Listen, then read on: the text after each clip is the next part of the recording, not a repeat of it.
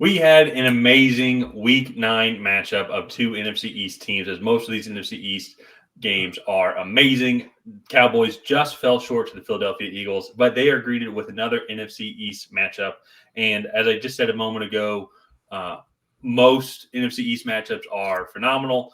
This one is not going to be phenomenal. And so this is probably the season from hell for Giants fans. Oh, yeah.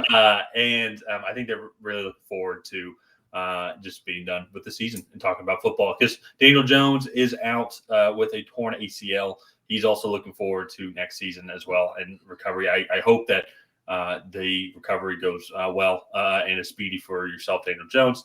But just what a disappointing season. Kind of shocking, too, because you look at it, like, it's not even like their offensive line was horrible last year, and yet they were still able to produce.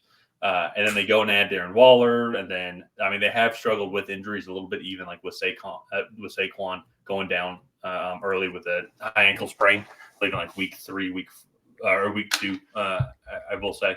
So just not able to stay healthy, and then struggled with the offensive line. Kind of want to I think it's pretty obvious who I'm picking in this game.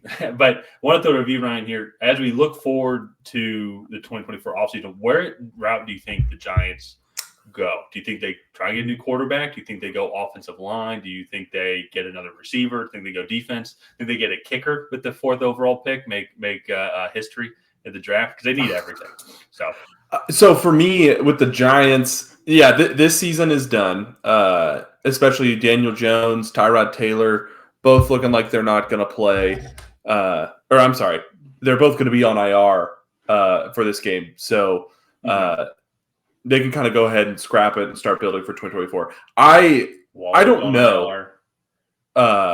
So personally, I think Daniel Jones' contract might be a little too much to overcome. However, with the way that it's structured, it doesn't seem like there's going to be much on the cap for 2 years from, or 2 seasons from now. So next year he has a pretty big cap hit, but 2 seasons, not really.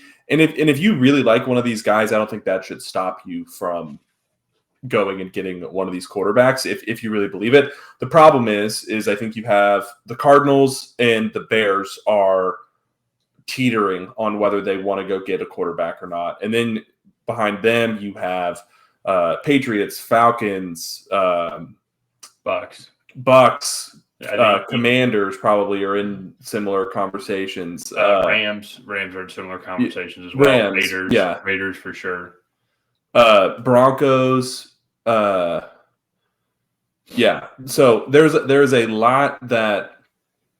are a lot of teams that are going to be vying for these 2 top tier quarterback prospects, and so if you're at 4, you have a big advantage. But I think something that we could see last year is one of these teams might want this prospect, and the other team wants to trade out, and then the team at 4, i.e. the Indianapolis Colts last season, got left kind of behind while the Carolina Panthers traded up to number 1 to get Bryce Young 1st overall. And the Colts got Anthony Richardson, not to take anything away from that pick, but they missed out on Bryce Young and CJ Stroud, which were the 2 elite guys in that class. Yeah. So that to me could be a similar situation that the Giants are in. But they need everything. Another thing that's really hurt, Evan Neal has been pretty much a bust, and Andrew Thomas has been hurt as well. I don't really expect them to go tackle because I think they have 2 starting tackles already. Maybe that could be something that they address in the 2nd or 3rd round. But it's just hard. It's just hard in that position because they're so injured, and it's very hard to get a talent analysis of players when everybody is just that injured. Oh yeah, no, it's. I don't think I've seen it this bad. Just the total polar opposite from last season than to now, and they have been decimated with injuries. If you look at week 8 and week 9 alone, they've had 6 guys go on IR. One of which was their kicker. But then Tyrod Taylor, backup quarterback. Oh, well, and actually 7, sorry. According to our lives, they don't have Daniel Jones on there just yet. But offensive tackle Matt Perrette also on IR. Darren Waller, as I mentioned, Gary Brightwell, Eric Gray, Graham Gano. And so that's not even mentioned some of the other guys in front of them. They just need a little bit of everything.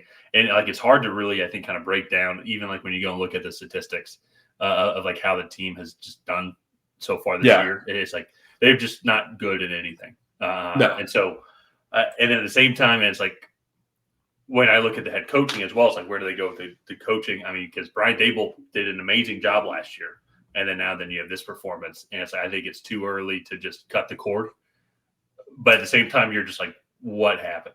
Like, just absolutely what happened as well. And so it's going to be fascinating to watch here because I think it's like any pick that they decide, except a kicker. Don't pick a kicker fourth over. Yeah, that was a punter maybe, but not a kicker.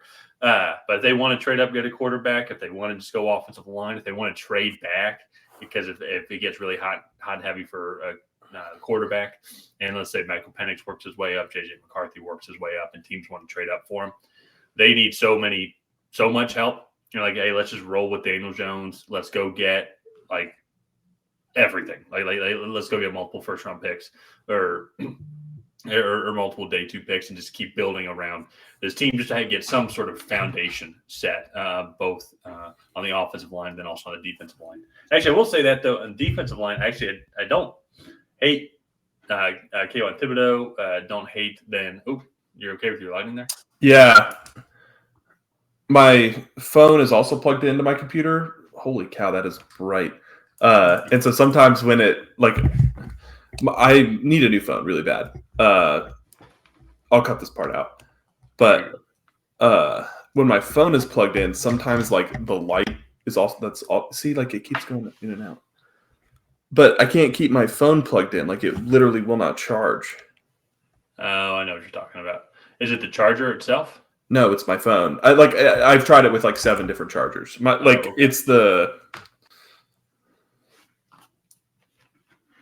thing in my the port on my phone. Okay. So I just need to get that fixed. But sorry, we can go. No, you're good. I've wrote it down about 6.5 minutes in. Okay.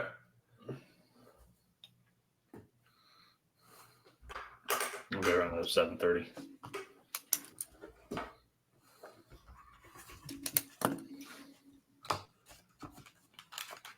But when it comes just to overall what the Giants need to get, I'm open for whatever. And so let's move on, though, now to the Dallas Cowboys, who came off a tough loss against the Philadelphia Eagles. I honestly thought that they played pretty well, just in general. A better performance. Typically, from my experience, it's so far this season when Giants were kind of on prime time. You didn't really know how they were going to play. They've been inconsistent, and I thought that they showed up playing on the road in Philly against the NFC champs from last year, division rivals. And so I think both teams played kind of to what we'd expect. And so would not be surprised if they meet again at some point this year. Just weren't able to finish it out. I think they will meet again, but you mean in the playoffs? Yeah, in the playoffs. That's fair. Okay. They'll meet sometime next year. How about that? So in the early part of the season, not next year. Yeah. Me in the comments. I was actually pretty impressed with the Cowboys. Before this game, they hadn't really beaten anybody of stature. So, like, their wins were against the Giants, Jets, Patriots, Chargers, and Rams. I guess they still haven't really beaten anybody of stature. But when you look at, they played the 49ers, they lost 42-10. And then they just looked so bad against the Cardinals. All around. And then this game, like they were showing on the monitor or like on the replay, like they were like a foot and a half away on 2 different occasions of scoring a touchdown. Yeah. It's so like that's a literal game of inches. Yeah. And so like I thought they played really well. That Philly team, they've really been hitting a groove lately. And Dallas went toe-to-toe. I'm very excited for their second meetup in Dallas, and that'll be a fun one to watch. So let's go ahead and get into predictions here. If you guys have not already, please go ahead and like and subscribe. It is the best way to help out the channel, and you'll get notified when we create new content. Tyler, I'm going to throw this nail-biter of a game over to you first. Who do you have coming out ahead? I mean, I'm going to go with the Cowboys here. There's one other thing, too, I was going to mention here, which is a little shocking for the Cowboys. I'm surprised. They're only ranked 19th overall in rushing yards offensively. So I'm a little curious on why that is like that. I feel like they need to be a little bit more balanced offensively because they have one of the better passing offenses in the league. Just outside, actually, they're middle of the road yards allowed, a yards gained that passes through the air. But in general, though, I mean, we spent the first 6.5 minutes of this video talking about what the Giants are going to do next year in the offseason. Yeah, because the season's got. So I think if that was probably pretty obvious already. I hope that conversation was interesting. Let us know what you think the Giants should do in the offseason. But I'm going to go with Dallas here on this one. So I'm also going to go with Dallas. The Giants. Yeah. Go ahead. Yeah, I'm going with the Cowboys. They're just a better team. They're also 3-0 at home. They haven't lost at home yet this year. So just one more thing. Also, the Giants are 1-4 on the road. They're not a good road team. So they're 2-7 on the season, 1-4 on the road as a whole. So they're not that road game against the Cardinals in week 2. They gave it to them. Yeah. So it'll be fun to watch for about 20 minutes, I think, and then the Cowboys will be up by 2 or 3 scores, and I'll switch the channel. So but let's go ahead and wrap this video up here. If you guys have not already, please go ahead and like and subscribe. Leave a comment down below on who you think is going to come out ahead. So go ahead and put the Dallas Cowboys in the comment section. And other than that, we will see you guys next time.